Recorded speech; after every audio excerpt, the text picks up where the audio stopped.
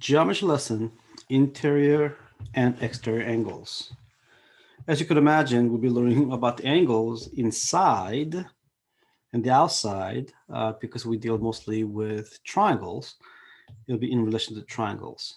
Okay, interior and exterior angles of the triangles.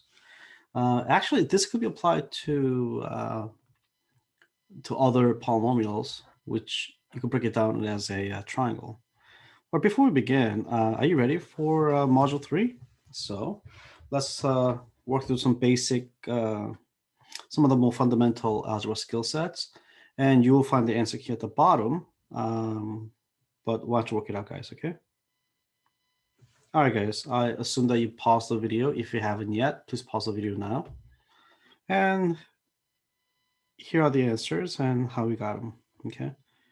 I'll just show you the work that I did. When you're doing this, we're assuming that they both have to be true, hence the word and, right? Or in the intersection of the two.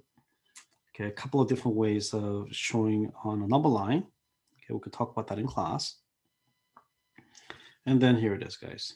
All right. Okay. Let's talk about the interior angles, guys. We know that the triangle sum theorem, according to that, the sum of the angle measures of triangle is 180 degrees, right? And one of those ways you could do that is you could actually try to cut a triangle on a piece of paper, right? And just rip off the corners. And when you try to put these together, guys, it will form a straight line. So this is not a rigorous proof, but it's a way to show that this is true, okay? As you're just gathering evidence, okay? So there's a slightly more rigorous proof than this. Let's take a look at this. In other textbooks, we introduced the idea of the parallel postulates much earlier. I thought we actually did, but here it is. In a plane, given a line and a point not on it, at most one line parallel to the given line can be drawn through the point. In other words, right? Let's say B is not on AC. Then, according to the parallel postulates, that you could actually draw a line through it that is parallel to these two. Okay. All right, guys. Knowing this, okay, let me just add that in. This and this is parallel, according to the parallel postulates. Can you get this done on your own? All right, well, just take a little bit of time. And you could write it as generally speaking, when we write in this format, we generally write it as a 2-column proof, but you could write this as a paragraph proof if that's what you prefer. Okay, pause the video for a sec. Okay, guys, I'm going to assume that you worked on it. And here is the way I did it. So here it goes. So line L to this segment AC is parallel because of the parallel postulate. We know that the angles 2, 4, 5 is 180 degrees. They could stay form a line, right? We know that 4 and 1 are congruent because, and 5 and 3 are congruent because of the alternate interior theorem. And we know that by substitution, we could replace 4 with 1 and 3 into 3. See that, guys? Get rid of 4 and the 5. Replace 4 with 1 and 5 with 3. And when you do that, angles 1, 2, 3 that make up a triangle adds up to 180 degrees by substitution property of equality. All right, guys? All right. Knowing that, what can we do? Well, look at this. Don't they have 180 degrees?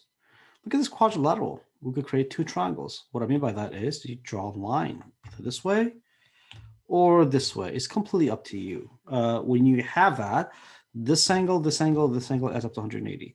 And this and this and this adds up to 180. So all the angles add up to the angle sum that's equivalent to having 2 triangles. What can you say about Pentagon here, guys? Exactly. You could draw it this way. 1, 2, 3.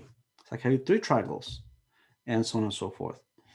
Do you think you could fill out all this information in the table? Why don't you guys go ahead? If you could do that on your own, it would be great.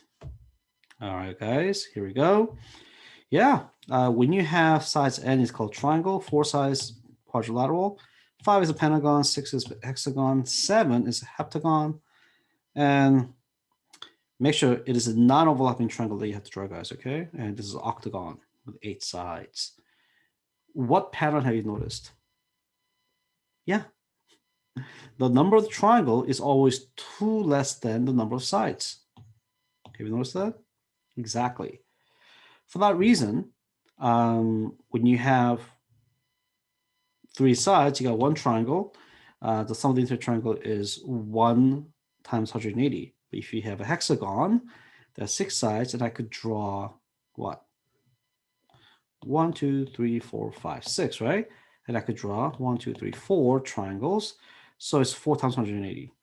Is that right? So that's a 720 degrees total. Like this, this, this, this, this, and this. All right. So if you had to generalize that, guys, we would say that the sum of the measure of the interior angle to the convex polygon with n sides is n minus 2 times 180. All right, this is one of the things that I don't know if you picked it up, guys. Right, this book just mentioned the word convex without even really talking about it, right? Yeah, or if they talk about it, it's really brief, actually, right? Other books, they tend to talk a little bit more about this, but that's why I'm here, right? I'm here to fill in those blanks, those gaps, right? The convex is defined thusly, okay? I'm not going to write it out for you guys, but convex looks something like this. A convex, I think we all know what it kind of looks like. You say, well, all the vertices kind of like stick out. Yeah, but what does that mean? So what that literally means is that the way this is defined, given any 2 points that is interior of the polygon, oopsie, that is interior of the polygon, right? Okay, this is how you say it. The segment joining 2 points that is interior of the polygon must be interior. Yeah, that's it. So if you connect this 2, the whole thing has to be inside, interior of the polygon. So that is how you define convex polygon. If it fails to do that, then it's called concave polygon. It doesn't even have to be a polygon. It could be any polygon shape, okay? So we know that this is what? Concave, right? Not convex. Well, the requirement was that any 2 interior points, right? That was the key point. So it is possible for concave, when you connect them, to be interior. But what if it was here and here? Clearly, this segment that connects the 2 interior points of the polygon, that segment lies outside, right? Or on, okay, the polygon. If that's the case, we call that concave polygon. All right, guys? All right. So do me a huge favor, guys. Try to solve this problem and see if you can do this on your own first. Okay, pause the video. Here we go. This is what I got. The number of sides of the polygon whose interior sum is 2,700. So we know the formula for the interior of the angle. Oh, by the way, I generally like to put I like this. I stands for like sum of the interior angles. By definition, this is what, guys? Yes, by definition, the formula for that is n minus 2 times 180, and that, according to the problem, is 2,700. I don't know about you guys, but I don't necessarily always want to distribute. I want to divide 180 to both sides, and that gives me 15, right? And boom, there it is. And if I had to do that a little slower, 2,700 over 180, I'll just do this. And that what comes to my mind is that 9 goes into this, right? That's 9 times 30 with 9 times 2. So that's 15. Okay. Sometimes it's much easier to do it this way. Can you imagine you distribute that? That's 360. You add 360 to that, and then you have to divide by 180 anyways, right? So I don't think it's worth the trouble. So sometimes I prefer to do it this way. Okay. All right, guys.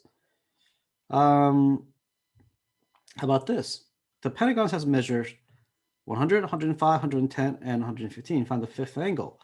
We know that the capital R, the interior angle, is what, guys? N minus 2 times 180. Is that right? Yeah. Okay.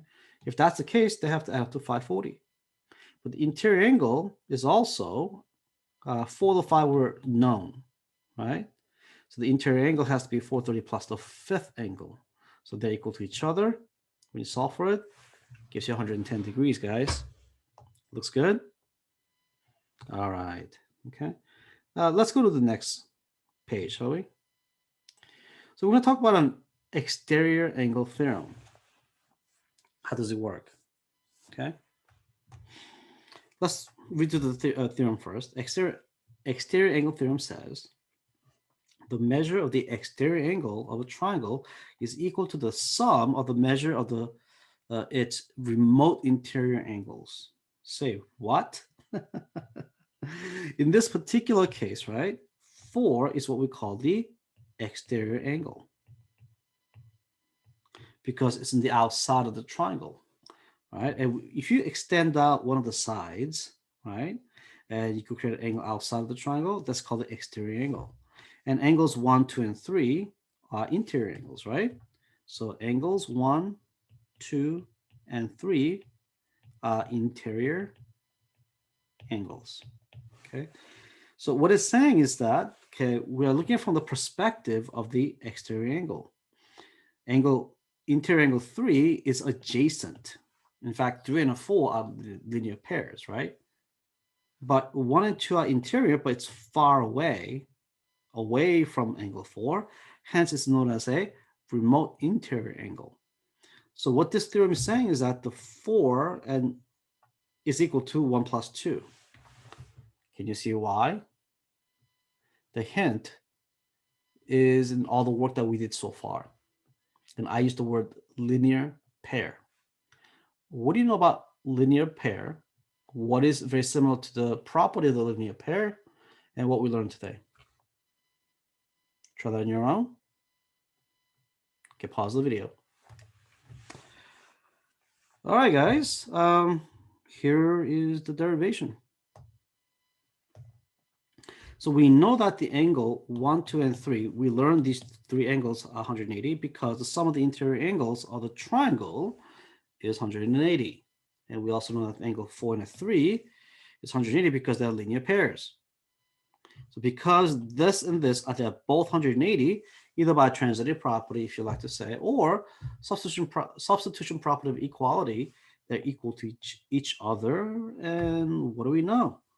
We have angle 3 on both sides. We take it away with subtraction property of equation or equality, and we're left with this. Hence, the exterior angle, the measure of it, is equal to the sum of the remote interior angles. Is 1 and 2 remote, far away from 4? Yes, it is. Okay.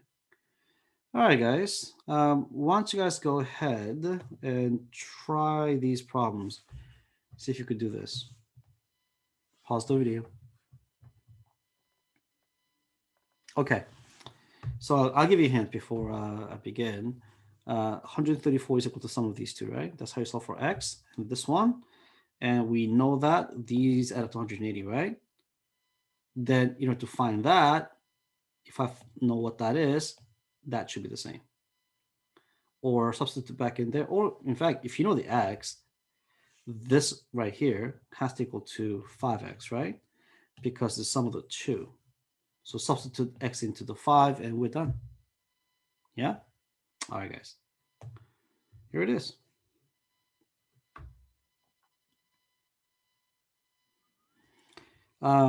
We have 134 is equal to the sum of these two because of the exterior angle theorem. and therefore x has to be 88 degrees, right? And then we know that the sum of these three has to equal to 180. When you solve for that, x is 22. And here the 5x is the exterior angle theorem. When you multiply that by 5, 110. So the exterior angle is 110. Okay, guys, it's your turn. I'm going to leave it for you as an exercise for you to do at home, right? And we shall go over it in class. No, you know what? Never mind. I'll just show you the answers. And here it goes. Actually, pause the video and try this on your own first. All right, guys. I'm going to show you the video, the answers. I won't necessarily go over it, but if you do have a question, we shall talk about it in class.